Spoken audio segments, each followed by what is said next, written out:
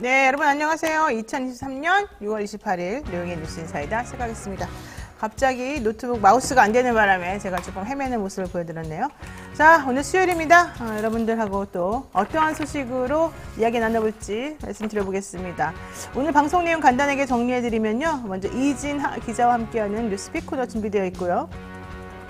이어서 대담한 대담 시간에는요. 최진봉 교수와 함께하는 정치 현안 짚어보는 그런 시간이 있습니다. 마지막으로 배프의 촉 시간에 한동훈 장관 휴대폰 찾는데 동원된 강력계 사팀, 강력 사팀, 이 경찰력 이거 문제 없는 것인지 한번 살펴보고요. 저는 변명이 조금 더 납득이 안 가던데 어쨌든 그 내용 한번 살펴보고요. 기타 여러 가지 사건 사고 소식을 두루두루 자세히 짚어보도록 하겠습니다. 네, 생방송 중에 궁금하신 점 있으시면 언제든지 댓글로 참여해 주시기 바라고요. 자, 류영의 뉴스 인사이다 본격적으로 시작하겠습니다.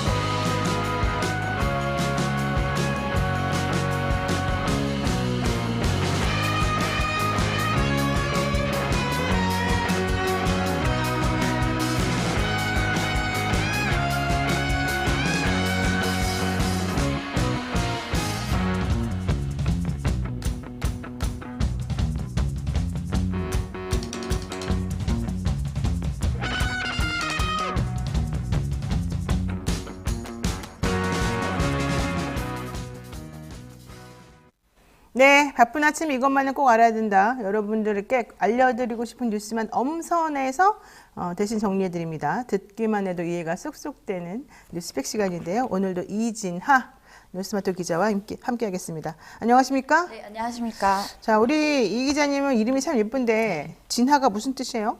그때 저번에 말씀드렸었는데 저는 별 진자에 노을하자를 쓰고 있습니다. 별 진짜에 노을하요. 노을하? 네, 그런 노을. 게 있어요? 노을하? 네. 그러면은 별이 지는 노을 뭐 이런 건가?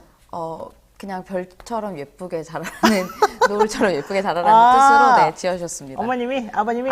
큰아버지가 큰아버지가? 지어주셨습니다. 네. 큰아버님이 엄청 예뻐하나 보다. 노을 속에 피어난 별, 뭐, 혹은 뭐, 노을같이 예쁜 별, 뭐, 이런 건가 봐요. 그래서 그렇게 잘 살고 있어요? 이름에 걸맞게? 노력하고 있습니다. 좋아요. 자, 이름 예쁜, 제 영희가 뭐냐, 솔직히. 너 너무 심한 것 같은데? 자, 어쨌든, 이름도 예쁜 우리 이진하 기자와 함께 첫 번째 이슈부터 보겠습니다. 이번 주 장차관 후보자 인사를 대통령실에서 단행을 한다고 하는데요. 와. 학폭 코인 검증하겠다. 네.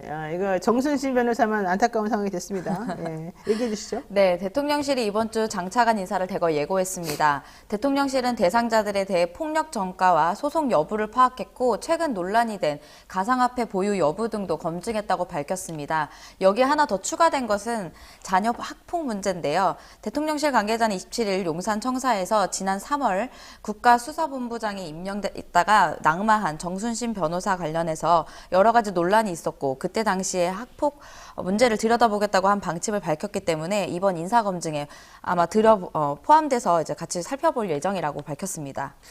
그러니까요. 자, 27일 용산청사에서 정순신 변호사 국가수사본부장에 임명됐다가 낙마한 사례가 있었는데 그때 당시에 학교폭력 문제를 들여다보겠다고 방침을 밝혔었고 이번 인사검증에도 그래서 그런 것들을 다 고려했다. 하지만 뭐 특별하게 자료를 가지고 조사한 건 아닌가 봐요. 그냥 물어봤나 봐요. 네, 다만 구체적인 서류 조사가 아닌 학폭 여부나 이런 것들 소송 여부를 질의하고 그냥 답변만 받은 정도인데요. 네. 또 답변이 허위일 경우에 인사조치 등의 사전 고지도 했다고 합니다. 그러니까 이제 민형사 소송 조사를 위한 판결문을 받지 않았기 때문에 이제 문제가 될 수도 있다라는 건데요. 네, 대통령실은 여기에 이제 개인 사생활 부분이고 개인정보 보호 법령과 부딪히기 때문에 이 부분이 닿지 않는 부분에 대해서는 최대한 검증을 하겠다고 이제 설명했습니다. 그런데 제가 궁금한 건 만약에 학폭을 좀 열심히 들여다보겠다라고 한다면 지금 가장 문제가 되는 사람이 이동관 방통위원장 내정자이거든요. 네. 그러면 이분에 대해서는 어떻게 하겠다는 거예요? 네, 뭐 이분은 이제 사실상 내정자인데요. 그 과거 학교 폭력 논란이나 이제 언론 탄압 같은 전력도 계속 있어서 논란이 되고 있는데 이제 그 대통령실에서는 이동관 전 홍보수석에 관한 어떤 입장도 밝히지 않고 있기 때문에 사실상 옹호로 일관하는 것이 아니냐는 분석도 나오고요. 또 이제 임명을 강행할 것이라는 것으로 보입니다. 또 며칠 전이었죠. 한상혁 전 방통위원장이 윤석열 대통령을 상대로 낸 면직 집행정지 신청이 받아들여지지 않아서 복직이 무산됐기 때문에 이를 계기로 이동관 전 홍보수석이 신임 방통위원장으로 지명될 것이라는 관측이 나오고 있습니다. 제가 얘기 들어보니까 이동관 전 홍보수석의 아들은 학폭이 아니다. 네. 이렇게 결론을 내린 것 같아요. 네, 아무래도 뭐 피해자가 저를 피해자로 불러지 말라 뭐 이런 식으로 얘기하는 것도 있었기 때문에 그런 식으로 여론몰이를 통해서 학폭이 아니다라는 식으로 나가려고 하지만 사실 이제 여론은 계속 좋지 않는 것 같습니다. 저번에 이제 저희 코너에서도 했던 금요일날 코너에 있는 쇼미더 민심에서도 봤듯이 이동관 전 홍보수석의 이제 지명을 반대하는 의견이 절반 이상이었거든요. 또 계속해서 언론에서는 이제 이동관 전 홍보수석에 대한 관련된 부정적 그러니까 보도가 쏟아지고 있는데요. 특히 이제 이명박 정부 시절 당시에 이동관 홍보수석이 KBS 인사에 개입하기 위해서 이제 국정원에 좌편향 인사를 파악하는 지시를 했다라는 보도도 있었고요. 불법 사찰을 주도했던 국정원과 커넥션 관련 보도가 계속 나오고 있습니다. 그래서 제가 궁금한 게 바로 그거예요. 사실은 그 학폭 관련된 피해자는 한 명이 아니라 여러 명이잖아요. 네. 근데 그 여러 명 중에 한 명이 그냥 이제 잘 지내고 있고 학폭 피해자를 부르지 말아라 라고 했다고 해서 그 나머지 사람들에 대한 학폭이 없어지는 게 아니고 네. 이게 2015년에도 교육청 차원에서 이거를 그때 교육감이 다 확인하고 서울시 교육위원회에서도 다 검토해봤던 얘기이기 때문에 네. 이걸 학폭이 아니라고 생각한다는 거는 정말 어불성설인 것 같거든요. 근데 네. 어쨌든 그거 아니라고 지금 주장을 하고 있고요. 또 하나는 이동관 씨는 아들 학폭 문제도 문제지만 본인이 한 여러 가지 행동이 더 부적절하다는 게 좀 더 지금 중요한 부분인 것 같은데. 네. 그래서 지금 문건도 나왔지 않습니까? 네, 여러 가지 문건도 국정원에서 나왔고요. 얘기한 문건인데 내용이 어떻게 됐어요? 네, 그 이제 좌편향 아까 인사 파악했다는 지시 보도도 있었고요. 불법 사찰 주도했던 국정원이랑 계속해서 커넥션이 나온 것들이 조금씩 나오고 있는데 앞으로도 더 나올 것으로 보이고요. 네. 또 대통령실이 근데 이런 상황에서 만약에 임명을 강행하게 되면 많은 여론들이 좀 부정적인 여론이 좀 더 커질 것 같습니다. 네. 지금 어제 경향신문인가에서 단독으로 나왔던 기사인 것 같은데 당시에 MBC 네. MBC에 대해서 사실은 그러니까 KBS에 대해서 인사. 그 사장이 바뀌고 난 다음에 들어간 사람들에 대해서 좌편향 네. 간부들을 다 솎아내라, 네. 내보내야 된다 이렇게 한 것도 있고 네. 또 하나는 그 다음 타겟을 MBC로 잡아가지고 MBC에서 일하는 사람들을 또 다 솎아내야 된다는 것도 구체적으로 지시한 내용이 다 나왔잖아요. 네. 그러면 그런 것들에 대해서 지금 이동관 씨라든가 아니면은 대통령실에서는 좀 부인을 하고 있는 것으로 보이던데 네. 그럼에도 불구하고 국정원이나 관련된 사람들의 증언이나 진술 같은 걸 확인해 보면 너무 빼박이거든요. 근데도 그럼에도 불구하고 그냥 끝까지 간다 이겁니까? 네, 특별한 대답이 없었고요. 대통령실에서는 일단 침묵으로 일관하고 있기 때문에 아무래도 임명을 강행할 것이라는 계속해서 그 예측이 나오고 있습니다. 그래요. 자, 지금 그 장차관 인사 사실 이름 명단에 쭉 돌고 있어요 지금. 네. 그 사람들은 뭐 될 것 같기도 하고 그 다음에 이동관 씨가 되냐 안 되냐고 김홍일 국민권익위원회 위원장 이름 올라가 있는 그분하고 될 거냐 말 거냐 이제 이런 얘기 나오는데 지금 80% 90% 이상의 국민들이나 기자들이나 언론계 종사자들이나 다 안 된다고 하는데도 대통령실이 이렇게 꾸역꾸역 이걸 강행하는 데는 이유가 있겠죠. 뭐 무슨 이유라고 생각하십니까? 제가 이 자리에서 말씀드리긴 좀 어려울 것 같고요. 일단은 야당에서는 계속해서 이제 이동관 전 홍보수석을 이제 방통위 위원장에 지명하면 이제 그 철회해달라고 계속해서 요구했기 때문에 아무래도 이제 지명을 하게 될 경우에 여야 충돌이 또 불가피할 것으로 보입니다.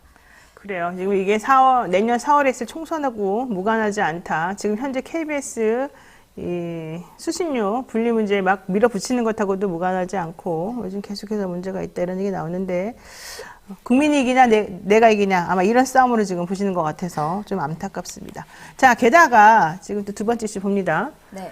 경찰제도 발전위원회 박인환 위원장 검사 출신이죠? 네. 야, 이분 말 함부로 하대요. 네. 네, 이분이 이제 박인환 위원장이 이제 문재인 전 대통령을 간첩이라고 표현해 막말 논란이 일었는데요. 검찰 출신인 박 위원장은 26일 국민의힘 소속 국회 정보위원회 박덕흠 의원과 국가정보원 퇴직자 모임인 양지회가 국회의원 간에서 개최한 최근 간첩 사건의 특징과 국가안보 토론회에 토론자로 참석해서 이같이 발언을 한 것인데요. 이제 박 위원장은 최근 간첩단 사건이 나오는데 문재인 비호가 아니면 불가능한 일이라고 말했고요. 발언 직후에 참석자들은 박수를 했기 때문에 또 이제 했다고 또 전해졌습니다. 또 그러면서 대공수사건이 경찰로 이관되기까지 이제 6개월이 남았다며 70% 이상의 국민이 모르고 있는데 문재인은 간첩이라는 것이다라고 말을 해서 논란이 계속됐습니다. 어제. 네. 그러니까 문재인 대통령이 1950 미중 전쟁 이제 이 얘기를 원래 KBS 다큐멘터리로 만들었던 걸 책으로 옮겨 쓴 것인데 이것을 지난 6.25 때 페이스북에 올리면서 이 책에 대해 설명을 한 게 있었거든요. 그리고 나니까 국민의힘에 있는 의원들이 박민식 의원, 박민식 보훈부 장관이겠죠. 이런 분들이 부적절하다. 그래서 왜곡할 수 있다. 이런 얘기도 했고, 또 이 경찰 지도 발전위원회 박인환 위원장이라는 사람이 문재인이 간첩인 거 아직도 모르냐? 막 이런 얘기를 지금 하기도 하고, 좀 그렇습니다. 네. 야, 근데 이렇게 막말하는 전직 대통령을 간첩이라고 막 아무렇지도 않게 부르는데도 이런 사람이 계속해서 경찰 제도 발전위원회 위원장으로 남아있고 막 이래야 되는 겁니까? 그것 때문에 이제 야당에서 어제 반발이 있었는데요. 이재명 더불어민주당 대표는 박 위원장 발언에 대해 역사를 어디까지 퇴행시킬 생각이냐. 잠깐만요. 소리가 어디서 나는 거죠? 간첩인 거 아직도 모르냐? 막 이런 얘기 지금 하기도 하고. 잠깐만요. 네. 맞습니다. 야, 근데 이렇게 막말하는 이거 오늘 아주 엉망진창이군요. 네. 네, 말씀하십시오. 네. 네, 이제. 죄송합니다, 여러분. 네. 네. 이 대표가 이제 역사를 어디까지 퇴행시킬 생각이냐. 지난 1년간 사정기관들이 충성 경쟁하듯 정치보복 수사에 뛰어들어 정치를 퇴행시키더니 이제는 정부 인사가 공식 석상에서 전직 대통령을 일컬어 간첩이라고 네, 막말하는 것까지 서슴지 않다라고 이제 비판을 했고요. 검사 한국이 들어서자 검찰 출신이면 아무나 간첩으로 낙인 찍을 수 있다고 착각하는 모양이다. 이런 식으로 이제 또 비판을 했습니다. 아니 그리고 이 박인환 위원장은 경찰제도 발전위원회 위원장이에요. 국정원 사람이 아니라. 네. 이 사람은 지금 국가정보원의 대공수사건을 경찰로 넘기는 건과 관련해서 문재인 비호가 아니면은 간첩자 사건이라는 게 계속 나올 수가 있겠는가? 왜 국정원의 수사권을 경찰로 넘기냐? 이러면서 막 지금 화를 내고 있다는 거잖아요. 네. 참 이상한 사람이죠. 자, 여기에 대해서 이재명 대표 등도 뭔가 반응을 했습니다. 네, 더 이제 말씀을 드리면 박인환 위원장이 믿기 힘든 발언은 검찰 공화국의 민낯을 고스란히 보여준다라고 이제 비판을 했고요. 네. 또 정권에 반대한다는 이유로 무조건 빨갱이 딱지를 붙이던 군사 독재 시제의 악습을 그대로 빼닮은 검사 독재라고 이제 꼬집었습니다. 그리고 또 이제 강력하게 사과하고 물러나거나 아니면 대통령 혹은 한덕수 총리가 직접 경질하라고 이제 강도 높은 비난의 목소리를 내기도 했습니다. 네, 맞아요. 강아지님께서 고발해도 무죄가 나오니까 계속 저런 식으로 나오는 거 아니겠습니까? 이런 말씀하셨고요. 박현우님, 저분도 몇 년 전에 대통령 비판하는 발언 하지 않았나요? 아이 참네요. 자, 이재명 대표 어떻게 공식 석상에서 정부 인사가 전직 대통령을 간첩이라고 막 하면서 함부로 하느냐? 너무 심하다 이런 얘기인데 대통령실에서 안 들리나 봐요. 그런 추리가. 자, 검사 출신의 김홍일 전 대검 중수부장 이분도 역시 검사 출신인데 권익위원장 후임으로 이력하다는 거죠. 네, 어제 전현희 전 국익위원장이 이제 퇴임을 했죠. 임기를 다 마쳤고요. 네. 네. 그래서 이제 이번 주에 장차관 아까 말씀드린 것처럼 인사가 예고됐는데요. 이 자리에 검사 출신인 김홍일 전 대검 중수부장이 아마 자리할 것이라는 유력한 얘기가 돌고 있습니다. 네, 이분은 이제 전 검사가 이제 권익위원장으로 지목되면서 이제 또다시 검사 왕국이라는 지적을 이제 피할 수 없을 것으로 보입니다. 맞습니다. 자, 이진아 기자하고는 여기까지 해야 될 것 같습니다. 오늘 말씀 고맙습니다. 네, 감사합니다. 네, 여러분 지금 노영의 뉴스 인사이드 함께하고 계시고요. 생방송 댓글 참여 계속해서 부탁드립니다. 조금 전에 소음과 관련해서 제가 혼선을 드린 점 죄송하게 생각합니다. 잠시만 기다리시면 여러분이 좋아하는 최진봉 교수와 함께 돌아오겠습니다.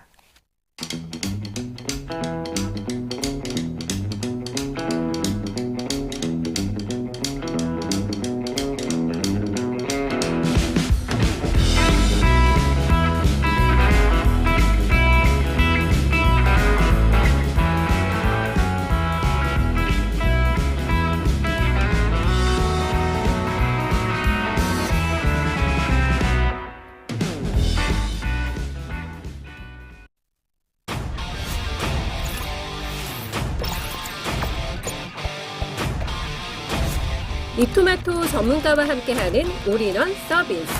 주식 투자 교육, 주식 종목 추천, 주식 투자 방법. 장 시작부터 마감까지 라이브 온 에어, 실시간 생방송. 현명한 투자를 위한 투자 교육과 투자 방법. 잎토마토가 여러분과 함께하겠습니다.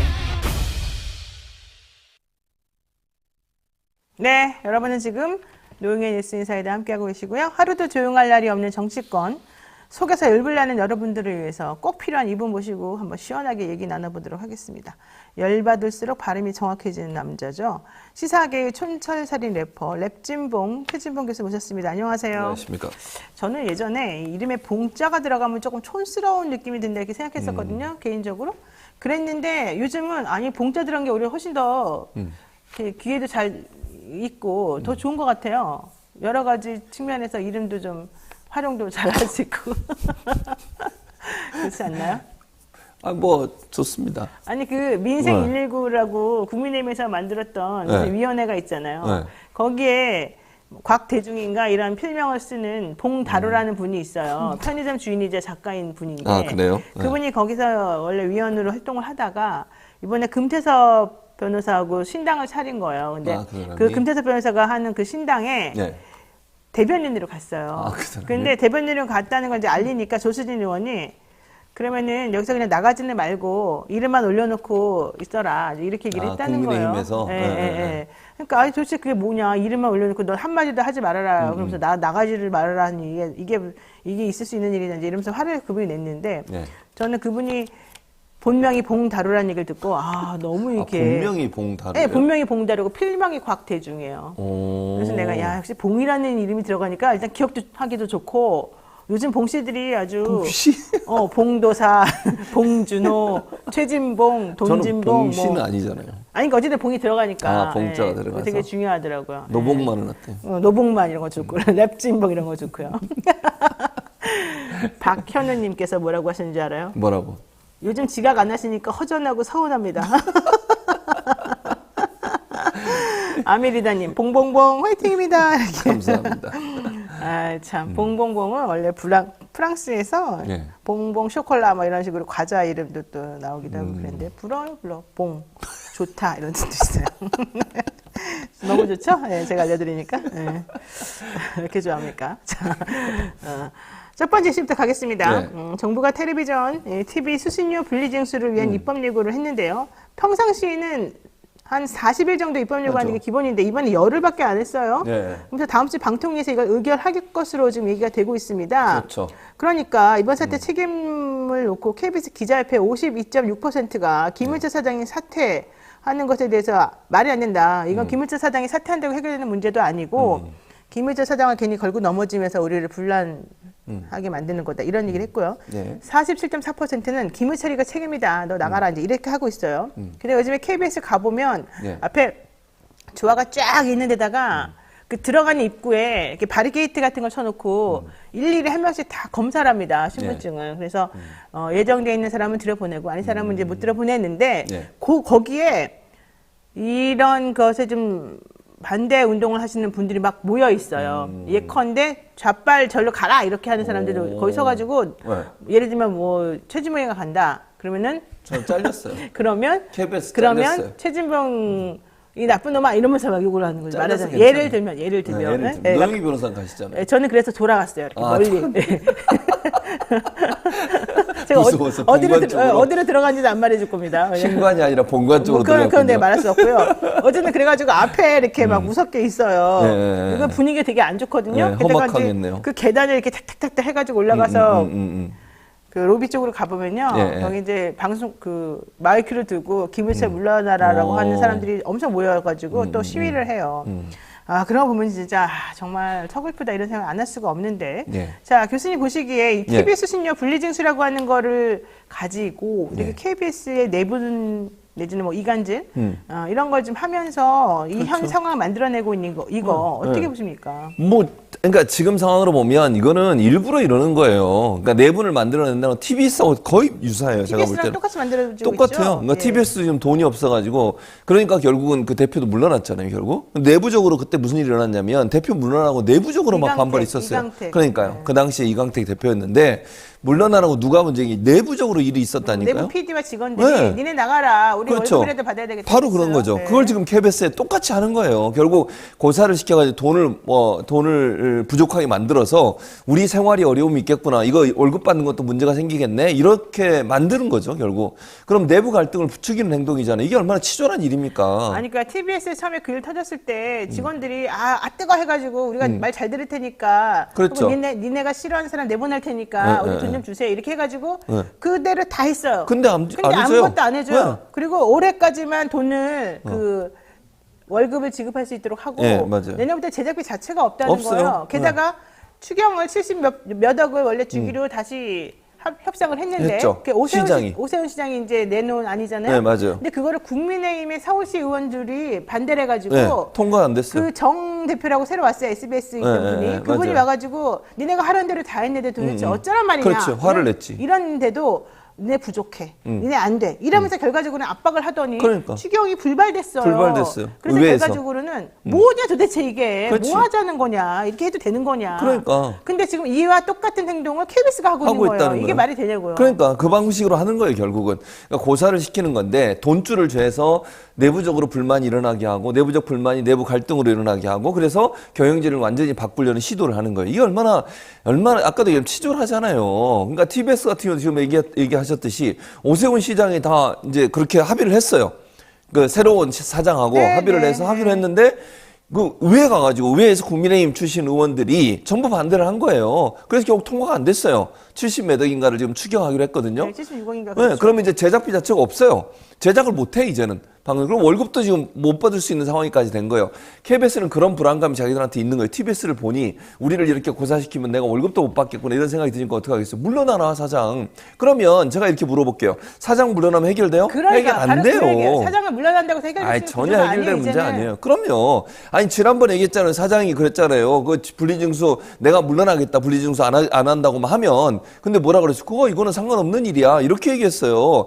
그러니까 직원들도 참 바보야. 내가 볼 때는. 왜냐면 이렇게 해가지고 만약에 물러난다 한들 문제가 바뀝니까? 안 바뀌어요. 전혀. 이거는 그 윗대가리에다가 그냥 고개 숙이고 싹 들어갔는데 결과적으로는 무시당하는 모양이 되는 그렇죠. 거예요. 그렇게 될 수밖에 없어요. 그러니까 차라리 그냥 어찌 보면 저항을 하는 게 맞지. 이거를 수능을 해가지고 난 도저히 그러면 지금 어려우니까 사장 당신 물러나시오. 이렇게 해가지고 문제가 해결될 수 있겠냐고요. 전혀 그렇지 않아요. 그건 정말 잘못된 판단입니다. 그러니까 옳지 않은 행동을 하면 거기에 그냥 수그리고 들어가가지고 콩고물이라도 얻어먹을까 이런 행동하는 게 맞느냐. 그건 아니지. 그렇지 않고 옳지 않은 행동이다 이것은. 그렇지. 근본적으로 그렇게. 문제를 해결하고 뭔가 말만 안 들면 대안적 비판을 하면서 뭔가 좀 모색해보자 이렇게 하는 게 맞을 거잖아요. 그렇게라도 하면요. 국민적 지지라도 받아요. 그러면 저는 이렇게 생각해.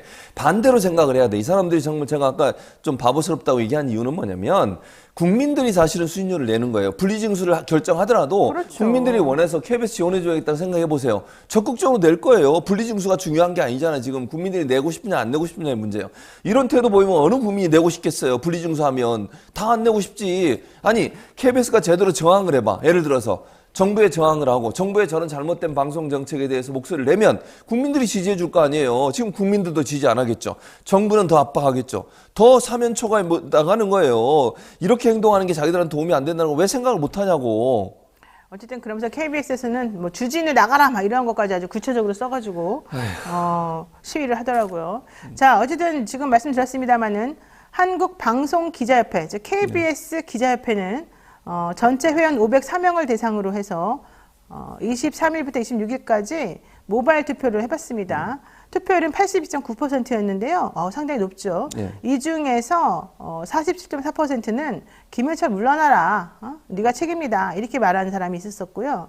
나머지 52.6%는 아니다. 이거는 김현철의 문제가 아니다. 이제 이렇게 판단했어요. 근데 PD협회는 네. KBS도 기자협회가 있고 PD협회가 따로 따로 있잖아요. 있죠. 네. PD협회는 과반이 넘는 65.2%가 김현철을 사퇴해야 된다. 이렇게 답변을 했단 말이에요. 네. 그러니까 PD들이 보는 것과 기자들이 보는 게 조금 다른가 봐요. 좀 다르죠. 그러니까 이게 기자와 PD의 업무 자체가 다르잖아요.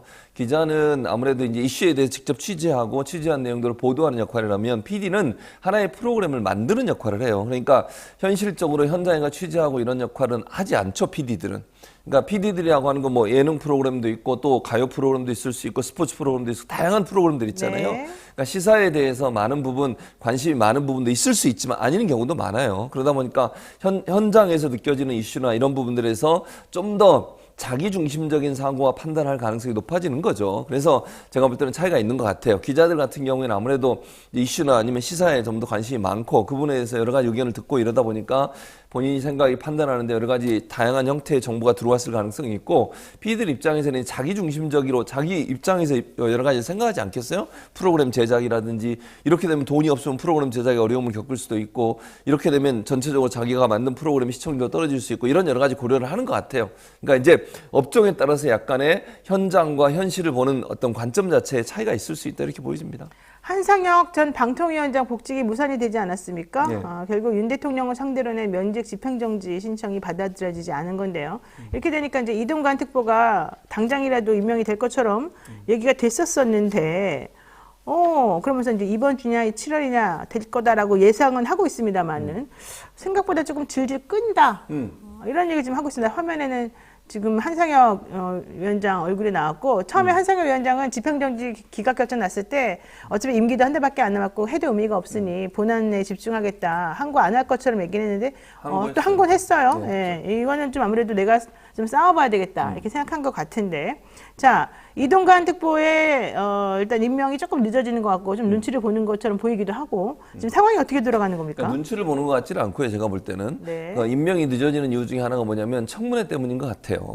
왜냐하면 그 방통위원회 임기가 그러니까 위원장이 임기가 7월 말이잖아요. 네. 근데 7월 말이 아직 안 됐어요. 한상희 위원장이 면직이 됐다. 그러면 이제 임명이 되잖아요. 임명이 되면 나머지 기간만 보고를 하는 거예요. 그러니까 7월 말로 임기가 끝나요. 네, 그럼 네. 또 다시 임명을 해야 돼요.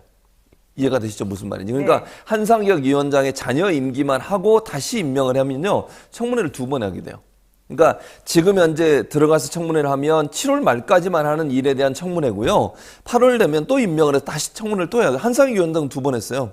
예전에 그 전 위원장이 잔여 임기가 남아 있어서 그때 한 번 하고 그리고 새로 자기 임기를 시작할 때 또 한 번 했거든요. 같은 일이 또 벌어져요. 그래서? 근데 청문회 2번 받는 게 부담되는 거예요. 그렇죠, 부담이죠. 그래서 아마 7월쯤에 지명을 하고 한 달 동안 청문회 준비하고 7월 말쯤 청문회 끝나고 8월에 임명할 가능성이 있다. 왜냐면 지금 뭐 급하게 할 이유가 없어요.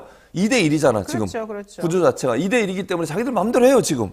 그러니까 특별히 뭐 이동관 특보가 위원장이 되기 전에도 자기들 마음대로 하잖아요, 지금. 네. 김현 의원이 그렇게 반발을 하고 있음에도 무시하고 가요, 그냥. 그렇죠. 그리고 뭐 사무처에서 제대로 서류도 안 주잖아요, 지금. 김현 의원이 그렇게 항의를 하고 있는데도 불구하고. 그렇죠. 그걸 대행이라는 사람이 자기 마음대로 그냥 지시를 해가지고 못 주겠다잖아요. 김효재. 예. 아니, 이런 상황이 된다고 하면 위원장이 있든 없든 자기들은 상관없는 거예요, 지금. 이 구조로 가는 걸 바라는 거죠, 결국은. 맞습니다. 그러면 또 이제 김현 의원은 또 8월 달에 그만두게 되고 그 임기가 끝나죠. 그러면은 한상혁 위원장 임기 이제 끝나고 새로 시작하는 게 8월이면 또 8월 달에 이동관 특보 임명 네. 가능성 있고 그럴 가능성이 그다음에 있어요. 거기에 이제 최민희 의원이 이제 네. 들어갈 수 있습니다. 그러니까 최민희 의원이 원래 그 전에 들어가가지고 이 2대2의 구조 만들어놨어야 그랬어야 되죠. 되는데 그게 싫어가지고 최민희 의원을 끝까지 버티고 있다가 김현 나온 다음에 들어가라. 그래서 이제 한 명이라도 좀 안전하게 우리가 지키겠다 이런 얘기였던 것 같아요. 네. 원래 그렇게 정치적입니까? 방통위가? 아니, 이거 정치적이면 안 되는 거죠. 근데 지금 이 정부가 그렇게 만들고 있잖아요. 방통위는 원래 공정성, 중립성이 중요하기 때문에 그래서 야당의 2명이나 추천받는 거 차관과를 주는 거예요. 네네. 그리고 합의제 기구예요, 합의제. 미국의 이 연방통신위원회 모델을 그대로 가져온 거예요. 미국도 그래요. 5명 있는데 3명은 친여성향이고 나머지 2명이 야당이에요. 왜냐면 다른 부처는 다 독임제 장관들이에요. 대부분. 뭐 그렇잖아요. 통일부든 뭐 국토부든 다 대통령이 임명하는 사람이 장관을 하지만 방통위만은 방송의 중립성, 공정성이 중요하기 때문에 단독으로 하지 마라. 그래서 야당도 추천받아서 그러면 합의를 해라. 합의제 기구에 합의제. 합의를 하는 게 없잖아요, 지금. 이게 뭐가 합의야? 지들 맘대로 하지, 그냥, 지금. 맞아요. 자, 여기에서 우리 식구들 전부 다 KBS가 열심히 싸워주길 바랍니다. 이렇게 네. 또 얘기하시는 분도 있었고요. 왕자 어린님, TBS 76억 아니고 73억입니다.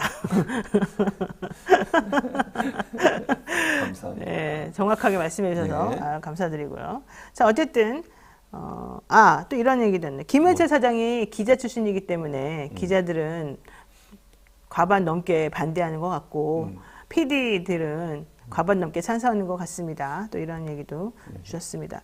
이게 출신 성분에 따라서 이렇게 좀 많이 다르군요. 약간 그런 경향이 있죠. 예, 아무래도 직종이죠. 직종에 따라서 약간의 이제 선호도가 달라질 수는 있어요. 네. 자, 어쨌든 중요한 건 머지않았다. 8월달 되면 또 달라진다. 한 달만 버텨라. 이런 얘기가 됐네요. 자, TV조선 재승인 점수 조작 의혹으로 한상혁 전 방통위원장 기소됐고 나머지 방통위 공무원들 그다음에 여기 이제 점수를 매겼던 심사위원 뭐 이런 분들 지금 전부 다 한 6명이 재판을 했습니다. 예. 재판에 출석했던 한 전 방통위원장은 이거 지금 문제가 심각하다. 일단은 공소장 일본주의도 지켜지지 않았고 예. 수사를 받는 과정에서 인권도 매우 무시가 되었고 무엇보다 요건이 맞지 않는다. 이렇게 얘기를 하면서요. 방통위 직원 60명 정도가 관련해서 조사를 받았는데 일부는 조서도 작성하지 않고 그냥 구두면대만 하더라. 뭔 얘기를 했는지 이런 거 남겨주지도 않는다. 구속 기소가 되면은 원래는 중단해야 되거든요. 네. 근데 구속 기소가 된 후에도 면담을 하더라. 이게 절차적으로 매우 위배하다 이런 얘기인데요. 한상혁 전 방통위원장은 변호사예요. 변호사 출신이에요. 그러니까 네. 사실은 법률적인 부분을 잘 알아요. 네. 근데 이제 이분이 이런 법률적인 부분에 있어서 문제가 있다는 걸 지적을 하는 겁니다. 이거 어떻게 보십니까? 그러니까 문제가 있죠. 물론 법률적인 부분은 노영희 변호사가 잘 알겠지만 기본적으로 공소장 일본주의 같은 경우 유무죄의 선입견을 품지 않도록 해야 되는 거잖아요. 결국은. 네. 근데 지금 이렇게 기소가 된 뒤에도 면담을 해가지고 그렇게 뭐 읽어주고 알려주고 이런 게 있었다. 당신은 어떻게 생각하냐? 이렇게 물어보면 자기가 모르는 것도 그냥 아는 것처럼 얘기할 수도 있는 것이고 또 본인이 어떤 피해를 당하지 않기 위해서 뭔가 또 원하는 말을 해줄 수도 있는 거잖아요. 그렇게 만들면 안 되는 거잖아요. 그리고 이게 무슨 수사받는 것도 아니고 면담 형식이에요. 면담. 아니 그 감사나 아니면 검찰이나 이런 사람을 불러가지고 자꾸 물어보세요. 물어보고 나면 저 사람이 뭘 원하지? 이런 생각이 들지 않겠어요? 네, 맞아요. 아니 그리고 변호사의 조력을 받을 수도 없는 거잖아요. 지금 면담 형태로 하게 되면 만약에 정식 뭐 기록이 남고 아니면 카메라가 찍히고 이러면 나중에 증거라도 잡죠. 이건 이렇게 못하게 되면 뭔가 그 조사하는 사람 입장에서 원하는 답을 하기 위해서 네. 일정 부분 눈치를 볼 수밖에 없는 구조로 갈 수밖에 없다는 거죠. 이런 형태로 정식적인 절차나 아니면 법적인 보호를 받을 수 있는 절차 내에서 조사가 이루어지지 않게 되면 이거는 공정성이나 아니면 그 사람이 정말 자유로운 상황에서 본인의 의사를 적극적으로 표현할 수 있는 기회 자체가 박탈되는 거잖아요. 이런 행동만 하면 안 되는 거잖아요. 맞습니다. 자, 정은원님께서 이 정부는 사회적 분란을 이용하는 능력이 아주 탁월하네요. 막 이런 얘기도 하셨네요. 예. 자, 이동관 특보 관련해서 어제 새로운 소식이 있었습니다. 이명박 정부 때 청와대 홍보수석으로 재직하던 2010년 당시 국정원에 엄청난 압력을 행사했다는 겁니다. 예. KBS 내의 좌편향 인사를 파악하라. 이렇게 지시한 건데요. 특히 이것 때문에 KBS 일부 간부의 보직이 변경이 되었고요. 이 일을 주관한 사람이 4급 공무원이었대요, 국정원에. 근데 4급 공무원이 KBS 사장이나 뭐 간부들을 막 좌지우지하고 이렇게 할 수가 없는데 어떻게 4급을 했냐? 뒷배가 있기 때문이다. 또 이제 이런 얘기가 지금 나왔어요. 그러면서 공영방송 조직 개편에 관여한 정황이 국정원 문건과 국정원 간부의 검찰 진술 조사를 통해 확인이 됐다고 하는데요.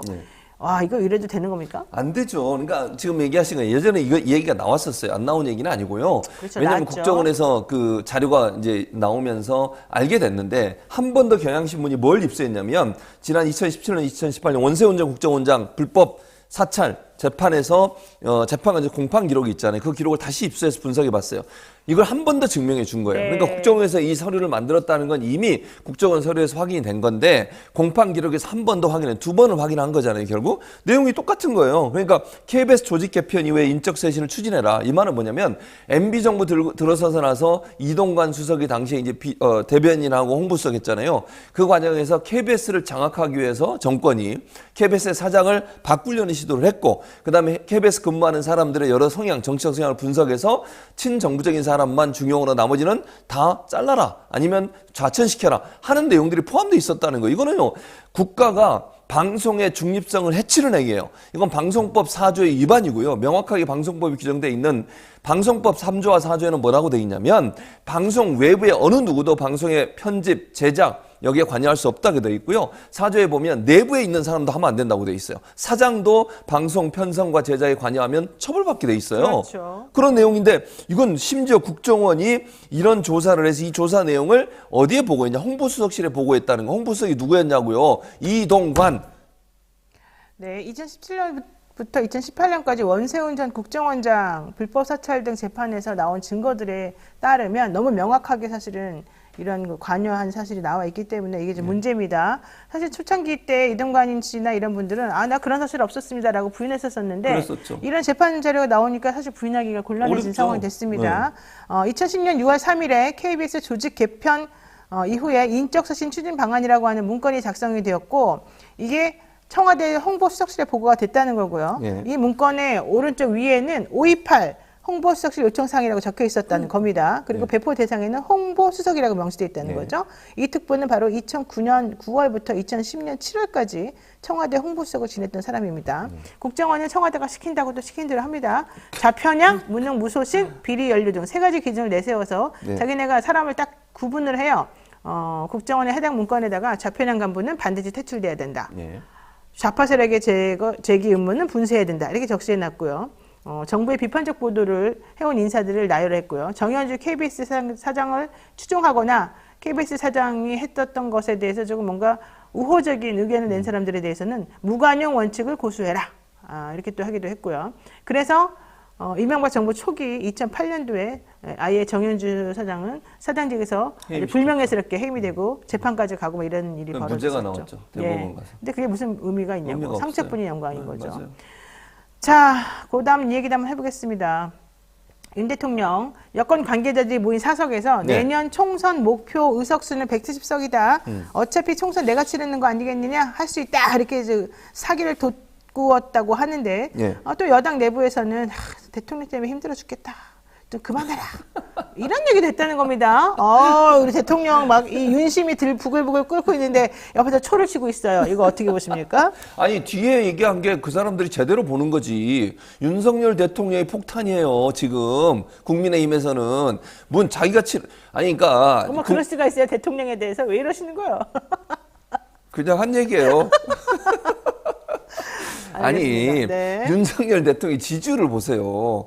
아니 지금 1년밖에 안 된 대통령이 지지율이 20에서 30, 30이라고 얘기할게요. 그러면 40이라고 해요. 그분들은. 자기들 주장은 가끔 아니, 40. 40이 올라오기도 하니까. 그럼 가끔 40이라고 그럴게요. 뜬금없이 뜬금 40 어때? 뜬금 40, 좋네요. 뜬금 40 아니면 보통 30이잖아요. 가끔 40. 이 정도 지지율을 보이는 1년 된 대통령이 없었어요. 근데 항상 50. 항상 55, 항상 60 이게 부정평가. 그 부정이 그렇지. 거기는 항상 그렇죠. 맞아요. 항상과 가끔의 차이죠. 그런 지지율을 보이는 대통령이 내가 치르는 총선이다 이러면 이 국민의힘이 깜짝 놀라지 않겠어요? 그래도 정당 지지율에서는 왔다 갔다 해요.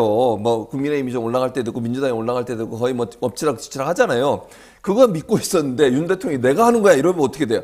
윤석열 대통령의 지지율이 그대로 가고 정권 심판원이 그대로 영향을 미치는 거잖아요. 그러니까 당내에서는 불만이 있는 거지 말은 못해도 국회의원 나오려고 하는 사람들 입장에서는 이러다 큰일 나겠는데 이런 생각 들지 않겠어요 지금? 그런데 본인이 내가 치르는 선거다. 아주 잘하셨어요.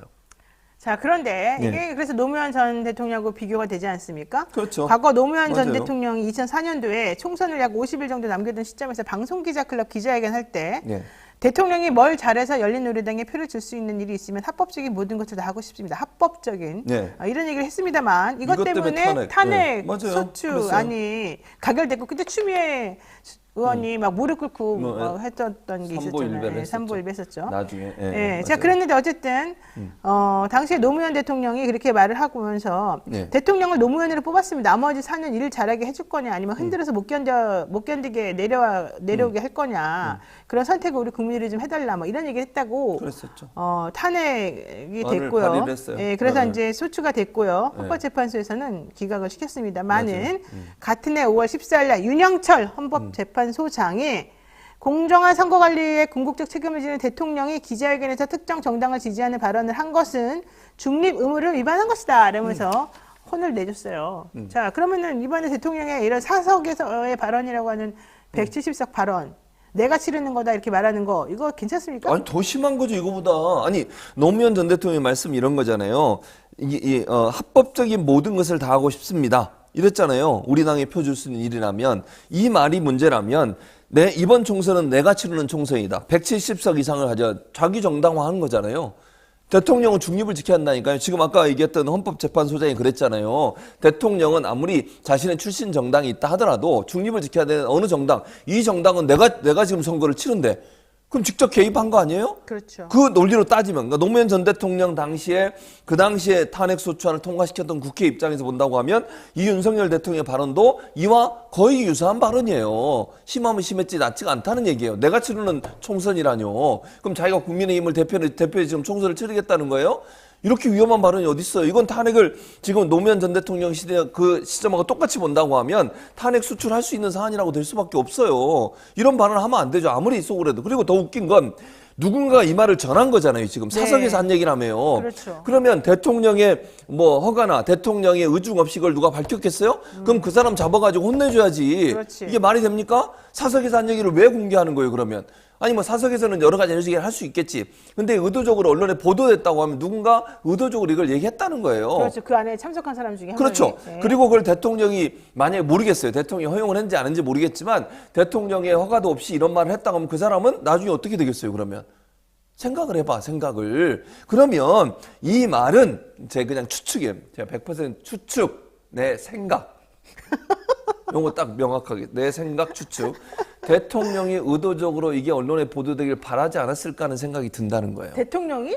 아니 그러지 않으면 어떻게 이게 나오겠어 이런 말이. 아니 근데 이런 발언이 대통령에게 좋은 발언이 아닌데? 아니 이런 게 대통령 입장에서는 네. 내가 내 이름으로 치르면 잘 될 거야 라고 생각할 수 있다니까요. 아, 그래서 지금 본인은 흘린 거라고요? 저는 그렇게 그거 보인다는 반대 거예요. 아니에요? 무슨 반대요? 망하라고? 그렇게 하면 안 좋지 않을까요? 그렇게. 근데 흘렸다고요? 아니까. 그래서 흘린 거는 내분이 일어난 거 아니에요? 내부적으로. 아, 내분? 저는 그렇게 보지 않습니다. 그럼 어쨌든 대통령이 본인의 의사를 사람들에게 알리고 싶어서 내 생각, 했을 좀 것이다. 콧 얘기를 해주세요. 내 생각이라고. 나의 개인적인 의견이 그렇다는 거예요. 최지민 교수님의 개인적인 의견이 네, 그렇다는 그렇다는 거죠. 거죠. 네. 네. 그동안에 사실관계는 몰라요. 본인의 개인적 의견이 맞았던 적이 더 많아요? 안 맞았던 적이 더 맞았던 적이 많아요? 훨씬 많습니다. 그래요? 예. 아. 그래서 이건 사실관계는 제가 모른다는 걸 명확하게 다시 한번 말씀을 드리고요. 네. 뉴스토마토의 공식 입장은 아니고요. 제 개인 생각이다. 이렇게 제가 그렇게 추측을 하는 거예요. 우리 그런 생각이 들어요. 방송까지 저는 이렇게 신경 써주시고 개인적으로. 진짜 감사합니다. 예. 네. 자, 단추짱님께서 최진봉님 짱입니다. 이러면서 감사합니다. 또 후원도 해주셨는데, 아, 그러니까는 일부러 대통령이 그런 말을 했을 것이다. 저는 알려지게 그런 했을 생각이 것이다. 들어요. 예. 그런 생각이 들어요. 이 얘기는 결과적으로는 내가 170석 만들겠다, 내 마음대로 뭐 그런 공천하겠다, 내가 총선에 영향력을 행사하겠다, 그렇게 나한테 분석이 대들지 되죠. 마라 이렇게 되는 거예요? 그렇게 이해가 돼요. 그것도 물론 제 생각. 개인적으로. 내가 몇 번 개인적 생각이라는 걸 지금 한 10번은 얘기한 것 같죠? 어떻게 왜 생각해요? 그런- 변호사 입장에서 그런 표현은 그렇게 불필요한 말을 여러 번 할 필요가 있어요? 그냥 한 번 했으면 됐지. 압구정이잖아. 압구정 압구정이라서. 정권. 압구정 동네 집값이 올라갈까요? 떨어질까요? 떨어지죠. 지금 올라가고 있어요, 지금. 아, 그래요? 네. 거기 지금 재개발, 재건축 이해를 때문에 못하겠네요. 올라가고 있어요. 압구정 정권이기 때문에 조심해야 우린 됩니다. 압구정에 살 수도 없어요. 그 비싸가지고. 설해마을은. 저 왜 그러시는 거예요? 좀 자중을 하세요. 예? 어쨌든 자, 최정규님이 말로만 떠들지 말고 행동을 하세요 이러는데. 누구한테? 윤석열 대통령한테 한 얘기 아니야? 나한테? 그렇잖아요. 지금 말로만 떠드니까. 아니, 윤석열 대통령은 행동하겠지. 그러니까 우리 교수님. 아 나한테? 누구라고 이름이? 아, 몰라도 돼요. 그럼. 사람도 또 쪼잔하게 그래요. 자, 여연님께서 예. 노 변호사님, 최 교수님 보고 TBS 인수하라고 하세요. 내가 돈이 어딨어 인수를 하게. 노면이 가능하지만 저는 불가능합니다. 아이고, 참. 어쨌든 오늘 최진봉 교수님 개인 의견은 엄청나게 많이 개인 피력을 의견. 했습니다. 네, 개인 의견이었습니다. 네, 이렇게 남들에게 전달하지 마시고요. 그냥 네. 방송을 보라고 알려주시면 되겠습니다. 자, 윤 대통령이 이렇게 노골적으로 정치 행보를 하는데도 왜 그 당시에 이렇게 노무현 대통령 탄핵해야 된다고 난리쳤던 사람들의 입을 아무 다물고 얘기 안 있는지 하죠. 네, 참 이상하고요. 총선 목표 의석수를 170석으로 해야 된다는 대통령의 말이 있었음에도 불구하고 당내에서 아무도 여기에 대해서 이의를 제기하지 못하고 있다는 거. 아, 자, 앞으로 또 어떤 후폭풍이 또 불어닥칠지 한번 더 지켜봐야 될 것 같습니다. 오늘 최진부 교수님하고 여기까지 정리하겠습니다. 오늘 말씀 고맙습니다. 감사합니다. 네, 잠시 기다리시면 배프의 촉으로 돌아오겠습니다.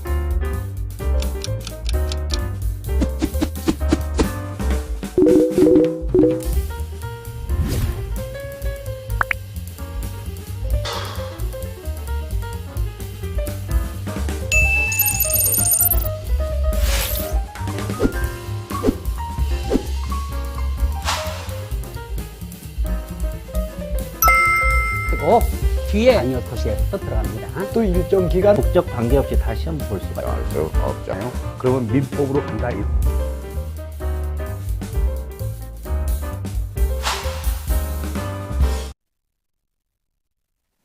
네, 한 주 동안 떠들썩했던 사건, 사고들을 짚어보는 베프의 촉 시간입니다. 척하면 촉이 오는 육감적인 우리 소장님과 한번 만나보도록 하겠습니다. 배상훈 프로파일러, 어서 오십시오. 안녕하세요. 네. 원래 인사할 때 이렇게 표정이 없어요? 예. 한번 좀 웃어주시죠. 싫어요. 알겠습니다. 제가 또 너무 무리한 부탁을 드렸군요. 네. 아침에 식사는 안 하고 오시죠? 예. 네, 그래서 배가 고프신 것 같아요. 좀 기분도 안 좋고. 제가 나중에 식사를 한번 대접하겠습니다. 네. 말만 말고. 그래도 한 두세 번은 먹었던 것 같은데. 자, 한동훈 법무부 장관이 6.25 전쟁 기념식에 참석하던 도중에 휴대전화를 분실했다고 합니다. 한동훈 장관 뭐 핸드폰이 엄청 중요하겠죠, 본인에게는. 워낙 이슈가 되는 중요한 물건이기도 했고. 또 상징적인 게 됐습니다, 핸드폰은. 자, 신고를 받은 경찰이 뭐 마침 당직이었던 팀이라 그러면서 강력 4팀을 대거 쫙 투입을 해서 수색을 했고요.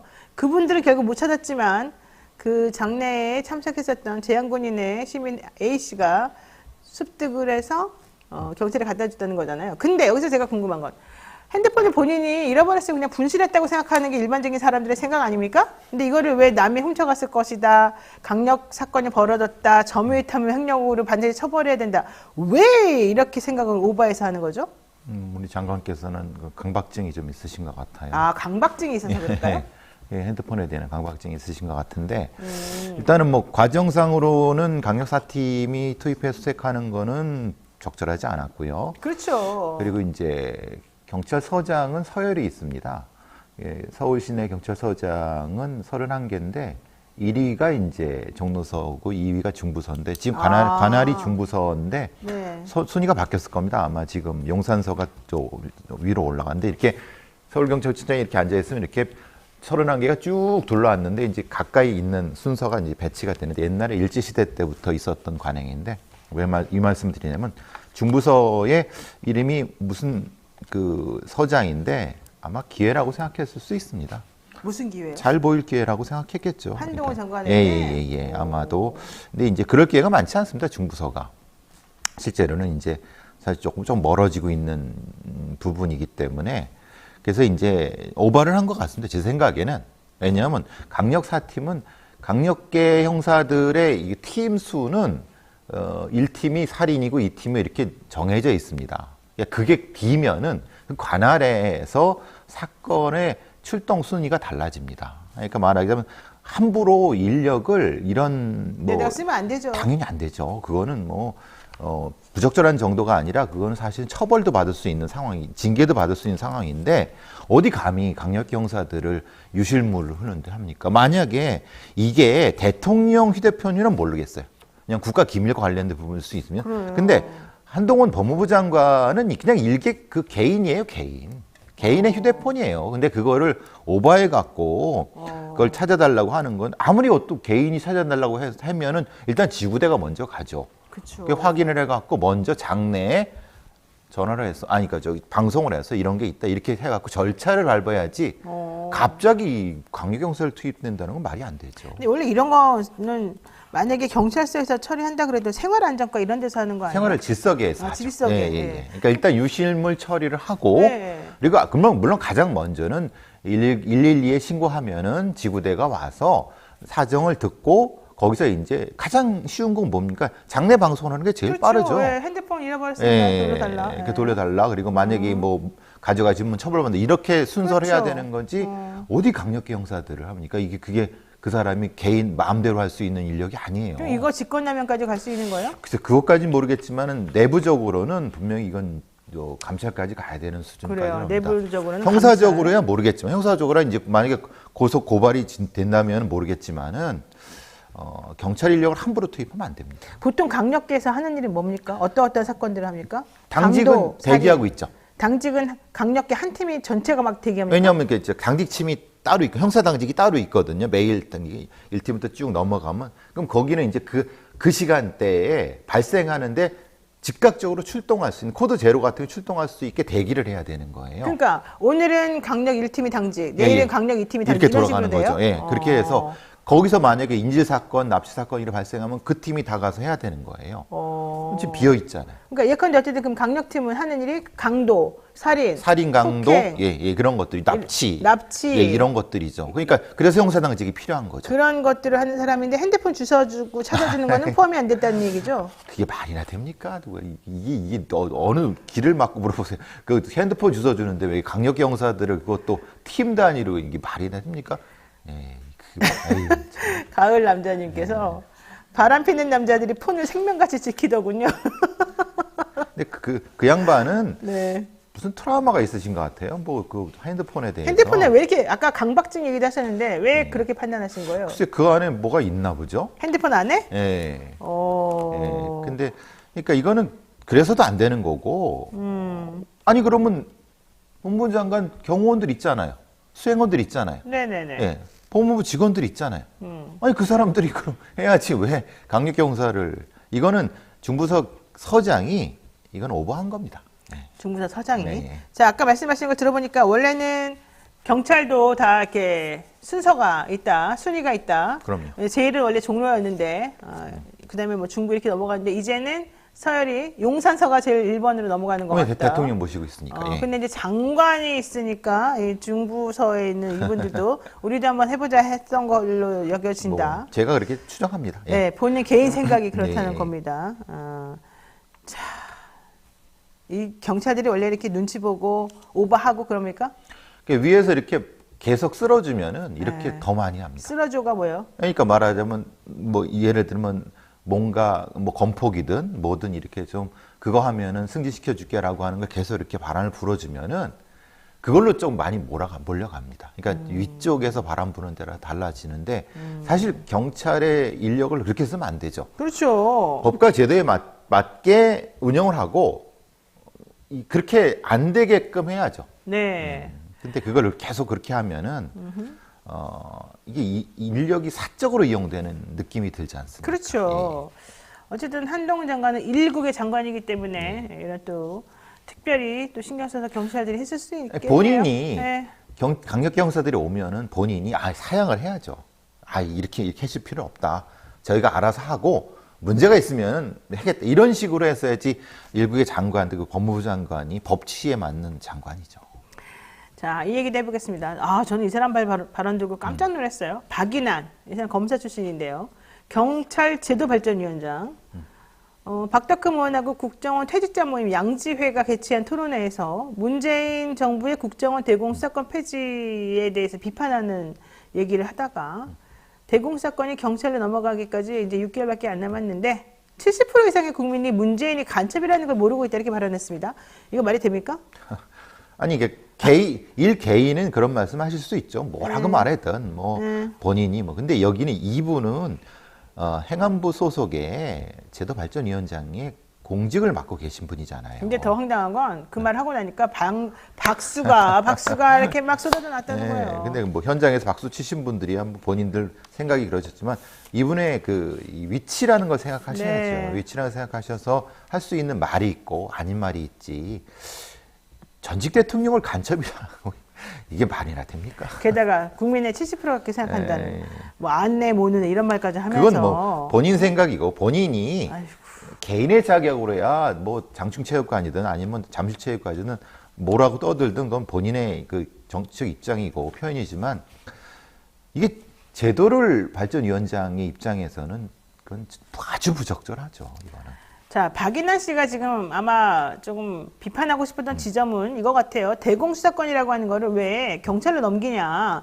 이건 국정원 고유 업무인데 문재인 정부가 일부러 그 능력이 좀 떨어지는 경찰로 이 건을 넘기면서 북한을 도와주는 거다. 이렇게 생각한 거 아니겠습니까? 근데 수사권이 어디에 고유라고 하는 게 어디 있습니까? 말하자면 그거는 적절하게 가장 잘할 수 있는 데에 배속시켜야 되는 것이 맞는 거고 네. 과거 국정원에서 대공수사권을 하다가 간첩 조작을 하거나 아니면 여러 가지 문제가 있었기 때문에 그렇죠. 그것에 대한 반작용으로 경찰한테 이것을 해서 하겠다고는 국민적 합의가 있었던 거고 법에 정해진 부분이었기 때문에 한 거고 만약에 본인이 그렇게 생각하셨다고 하면 법제도를 바꾸는 방향으로 국회에다가 이건 뭐 해든가 이렇게 해야지 대공수사권에 대한 부분은 분명히 논란이 있습니다. 왜냐하면은 어디가 잘할 것인가에 대한 부분은 분명히 논란이 있을 수 있습니다. 그리고 당연히 국정원 출신들이야 자기들이 뺏긴다는 느낌을 가지고 있으니까 그렇게 얘기할 수도 있죠. 그렇지만은 그것은 제도의 차원에서 타협과 얘기를 통해서 해야 되는 거지 이걸 이런 방식으로 하면 안 되죠. 그러면 제가 궁금했는데 대공수사권을 굳이 국정원에 안 놔두고 왜냐면은 지금 국정원의 이 업무 범위 혹은 권한 범위를 되게 축소시켜 놨어요. 문재인 정부 그렇죠. 때. 그래서 국내에 있는 거에 개입하지 말고 해외에 있는 혹은 특히 북한 관련된 그렇죠. 그런 것들에 대해서만 집중해라. 이렇게 이제 했었단 말이죠. 그렇죠. 그래서 대공수사권 같은 경우도 그러면은 그 일환으로서 국정원이 해야 될 것으로 판단이 됐었는데 이것도 아예 그냥 경찰 넘긴다는 거야. 지금 경찰에도 너무 많은 걸 지금 몰아주고 있잖아요. 그러니까 이거 좀 너무 심하다는 생각도 솔직히 들었거든요. 그렇죠. 그러면은 문재인 정부에서는 왜 그렇게 너무 모든 걸 경찰로 넘기고 이런 경찰들로부터의 불만이나 혹은 국정원으로부터의 불만이나 이런 걸 일부러 야기한 겁니까? 왜 그러냐면 정보기관과 수사기관을 분리하고자 하는 대원칙이 있습니다. 아, 정보와 네. 수사를 분리하자. 왜냐하면 미국의 FBI에서 FBI 국장이 종신국장이 있었습니다. 그렇죠. 그것도 굉장히 위험한 종신. 네. 종신으로. 네. 사실 종신국장이 말이 안 되죠. 그렇죠. 근데 이제 그 사람이 그때는 미국 FBI 정보를 같이 다뤘습니다. 그게 어떻게 되냐면 이 사람이 정보를 조작해서 사건을 만든 겁니다. 그래서 이제 그것에 뭐 음모론도 있지만은 뭐 네. 케네디 대통령 관련된 부분도 있지만은 어쨌든 그래서 FBI 국장의 임기도 만들고 정보기관을 아예 떼어낸 겁니다. 네네. 그게 CIA가 되는 거죠. 네. 왜 그러냐? 우리가 정보와 수사권을 같이 붙이면 되게 효율적일 것 같지만은 네. 무슨 문제가 생기냐면은 정보를 임의적으로 조작해서 수사를 해버립니다. 그러면은 정치인들을 그냥 말하자면 공산주의자 만들어 갖고 네. 그냥 두들겨 잡아서 뭐 이렇게 하게 되는 이런 아주 나쁜 선례가 되는 거죠. 그래서 이제 정보기관과 수사기관을 분리하고 서로 견제하게 하자라는 게 대원칙이고요. 네. 아주 제한적으로 어떤 해외 첩보 같은 형태는 제한적으로 수사권을 유지하는 형태로 가지만 네. 대내적인 형태의 내국인에 대한 수사와 정보는 분리해야 된다.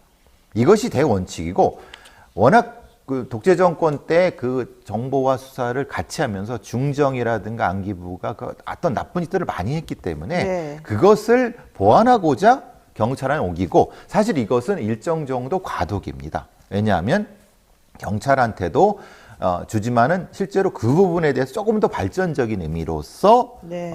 이렇게 하려고 했었는데 그거에 대한 거를 이제 반작용으로 국정원에 있는 대공수사 뭐 이런 사람들이 반발을 하는 거죠.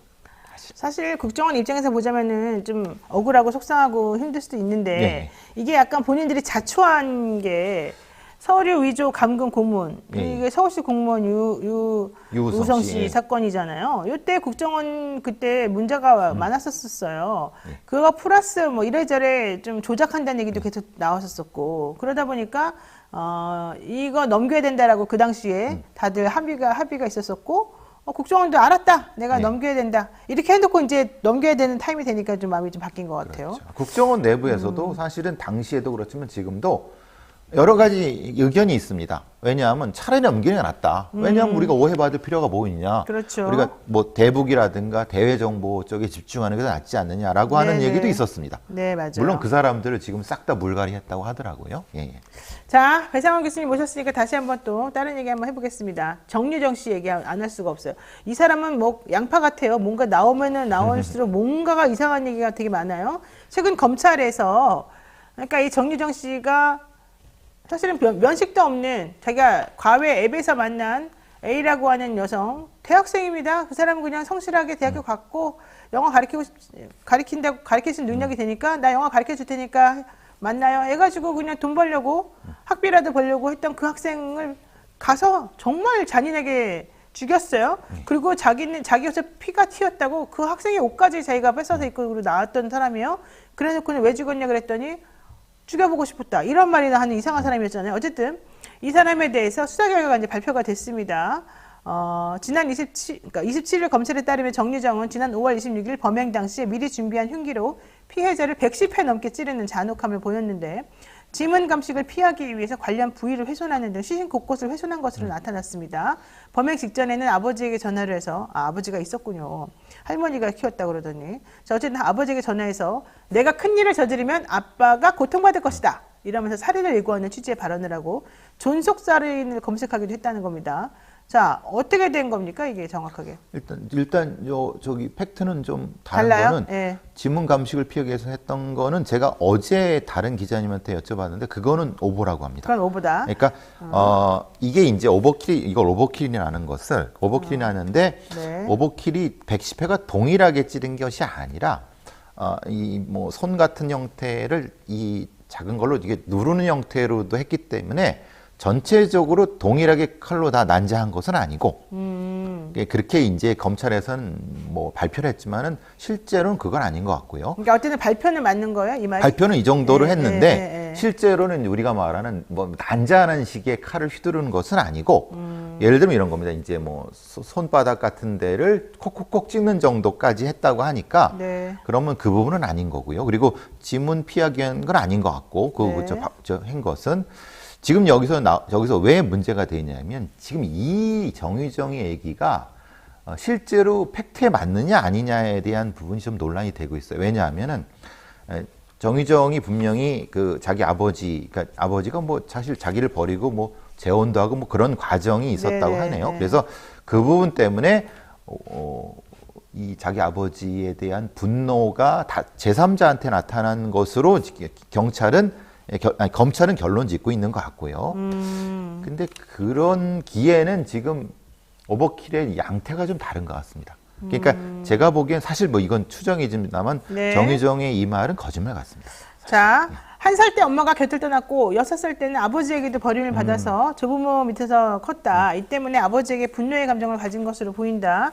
가외 앱을 통해서 54명의 가외 강사에게 대화를 시도하면서 피해자를 물색을 했고 안 죽이면 분이 안 풀린다는 등의 살인을 암시하는 메모를 남기기도 했다. 이렇게 말했는데요. 검찰 조사에서 또 이런 얘기를 해요. 분명히 피해자를 죽였는데 살아나서 나에게 말을 했어요. 나 정신감정 좀 해주세요. 이랬다는 거예요. 이거 무슨 말입니까?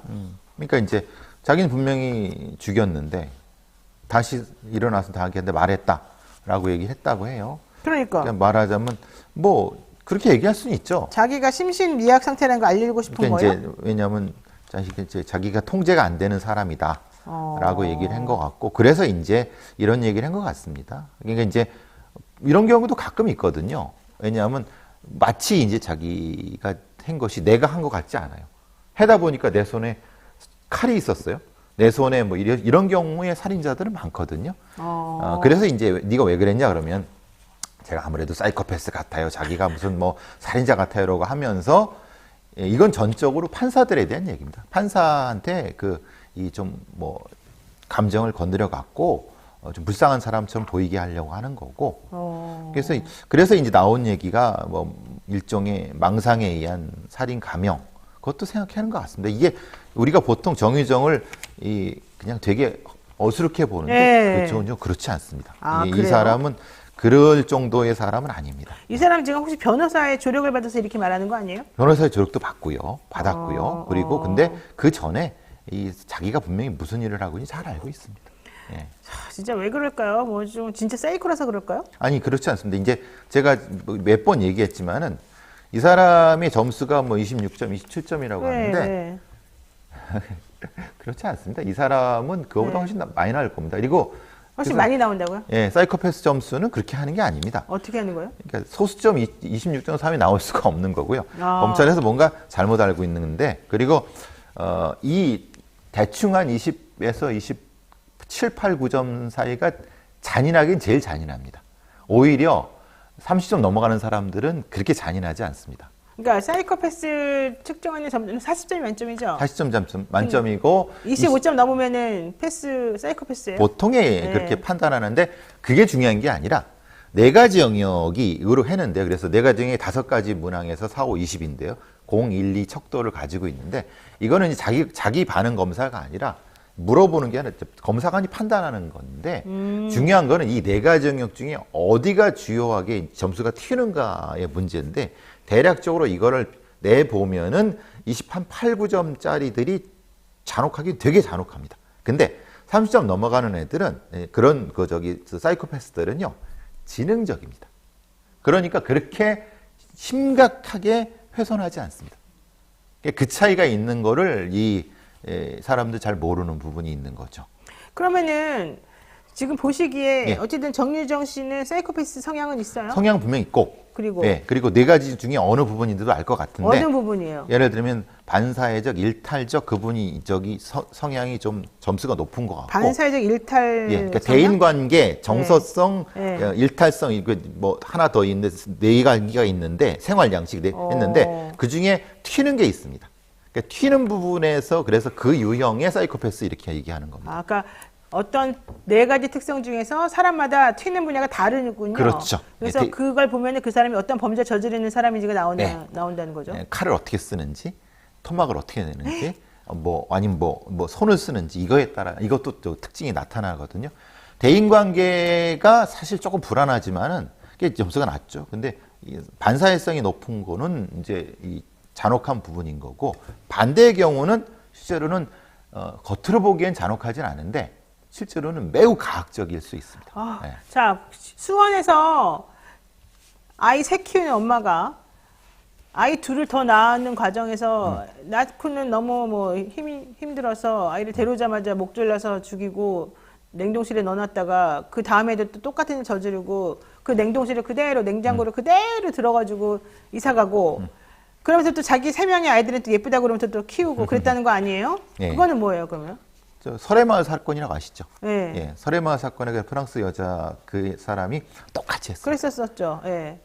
그 사람도 자기의 큰 애들이 있었고 프랑스에서 영아를 똑같이 둘을 죽였고. 그때도 마찬가지로 키우기 힘들다는 게 이유였나요? 그때는 아니에요. 아니었죠. 네, 그 아니었어요. 사람은 그러니까 이거는 약간 우울증이었던 것 같은데 그때는. 아닙니다. 그것도 그것도 뭐예요? 아닙니다. 이제 프랑스에서 심리 검사를 받더니 그것도 아니는데 그럼 뭐예요? 이거를 이제 FBI에서 범죄 분류를 할 때 네오네탈 사이드라고 하는 별도의 분류가 있습니다. 그게 이거는 뭐예요? 이제 이상 심리 중에서도 자기의 영아를 죽여서 그거를 혹처럼 떼어낸 다음에 죽여서 그걸 이제 냉동고에 넣고 계속 그렇게 보고 있다가 1년 뒤에 똑같이 합니다.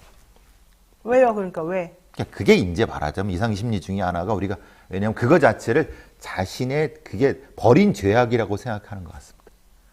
그 자신의 자기의 몸에 신체 일부를 신체 띄어내서 일부를, 버린다. 그렇죠. 그래서 내가 그래서 지금 고통을 당한다 예, 이거요? 그게 절단애호증 같은 경우도 연결이 절단애호증. 예, 절단애호증은 뭐냐면 자기가 자기 손가락을 자릅니다.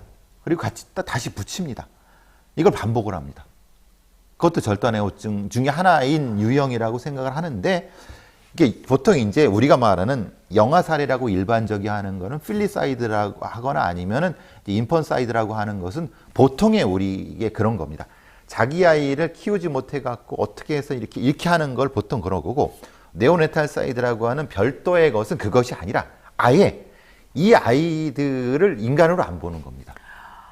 그래서 아니, 이제 이 자체를 구분을 확실히 합니다. 아니 그리고 네. 이 애기들은 사실 태어나자마자 얼마 안 된 상황에서 이렇게 됐는데 이게 형법상 영아살해죄는 그 엄마가 출산을 하면서 이제 좀 정신이 혼미한 상태에서 이런 잘못을 저지른 경우에는 되게 낮은 형량으로 일반 살인죄랑 다르게 영아살해죄가 딱 별도죠. 별도로 되게 낮은 형량으로 처벌하게끔 되어 그건 있잖아요. 제3세계에 나타나는 어떤 가난한 어떤 여성에 대한 그러니까 경제적인 일종의, 문제로 특히 감경 사유로 감경 주는 사유로 겁니다. 넣어주잖아요. 1953년에 한 건데 한 번도 개정이 안 됐고 이게 있으면 안 되는 건데 실제로는 24시간 12시간 안에 발생하는 영아살해죄에 대한 감경 조항입니다. 그러니까요. 영아살해죄는 10년 이하 징역이지만 일반 살인죄 같은 경우는 또 존속살인하고 좀 다르게 5년 이상 이렇게 돼요.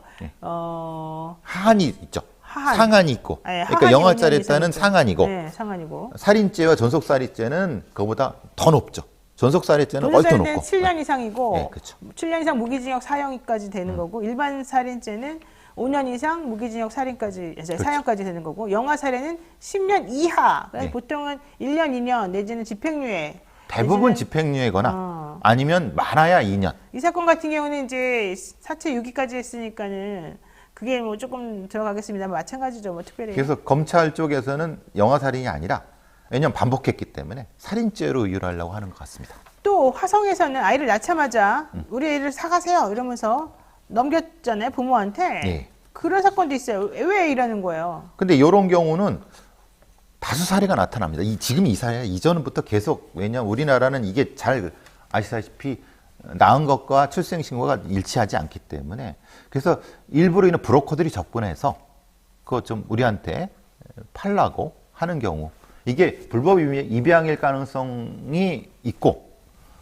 또 뭐 아주 안 좋은 형태가 있을 수 있고 두 가지가 가능한 것 같습니다. 아니 근데 우리나라가 출생신고는 부모가 그냥 하게끔 되어 있는데 안 하더라도 과태료만 5만 원 내면 끝이거든요. 그렇죠. 근데 사실 의사들이 우리 병원에서 아기 낳았어요 이렇게 신고하는 거 아니에요? 아닙니다. 의사들은 그냥 의사들은 신고할 의무도 없어요? 그냥 백신만 맞추고 그거를 통보해서 돈을 받는 것까지만 의료기관이 하는 거고 그 다음에 출생신고는 부모한테 있습니다. 그러면은 의사들도 아기들에 대해서 출생신고를 안 하고 부모가 안 하고 네. 그러면은 그 아이들이 그 그냥 아이들은 유령처럼 사는 거네요? 그렇죠. 특히 이제 우리나라에서 살고 있는 외국인 자녀들의 4,000명 정도는 그런 거고 아휴. 지금 문제가 되는 건 내국인 중에 2,236명이 문제가 됐던 거고 그중에 넷 지금 속속들이 나타나는 거죠. 아, 그게 출생통보제, 보호출산제 논란이 되고 있는 거고 오늘 어제까지 출생통보제는 이미 그 합의가 됐다고 합니다. 여야. 네. 근데 보호출산제는 논란이 있고요. 보호출산제는 어떻게 하는 거죠? 그거는 이제 본인이 미혼모들이 보통 그렇죠. 자기가 이거를 신원을 밝히지 않고 낳고 싶다라고 하면 동사무소라든가 관에서 우리가 그럼 대신 받아줄게. 그러니까 베이비박스라고 생각하시면 됩니다. 관용 베이비박스라고 생각하시면 됩니다. 아, 그래요. 아, 자, 어쨌든 아기들의 목숨을 그렇게 가볍게 여기면 안 됩니다. 한 생명으로서 똑같이 존중을 받아야 되는 거고 본인이 뭐 좀 혼란스럽다, 경제적인 여력이 안 된다고 해서 목숨을 빼앗을 권리는 아무에게도 없어요. 그렇죠. 저는 이 영아살해죄는 좀 없어져야 될 그런 법인 것 같고. 사문화된 조항인데 이렇게 그런 거죠. 예, 근데도 가끔 이렇게 또 이 사람은 네. 특히 태어나자마자 하루 만에 죽였기 때문에 네. 그 요건에 딱 들어맞아요. 자기를 다 약하게 처벌할 만한 상황에. 그걸 몰랐을까요? 그 본인이?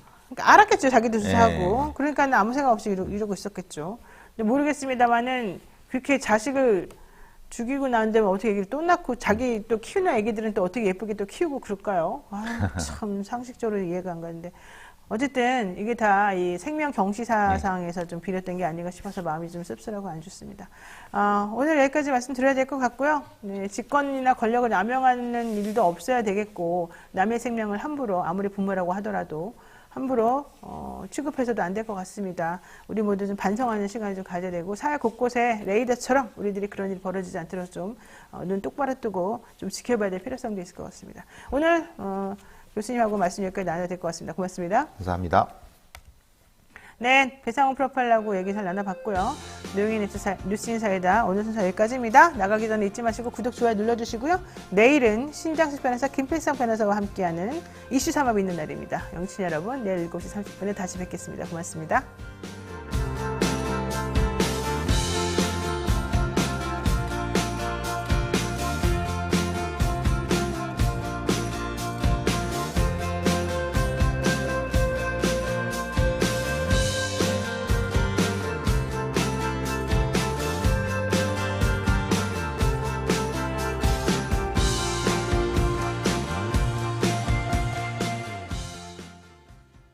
투자의 모든 것 증권통. 모든 자산을 실시간으로 확인하고 흩어져 있는 정보를 한눈에 볼 수 있어요. 선택이 어렵다면 스케치 서비스를 이용해 보세요. 투자로 고민하시는 당신에게 증권통.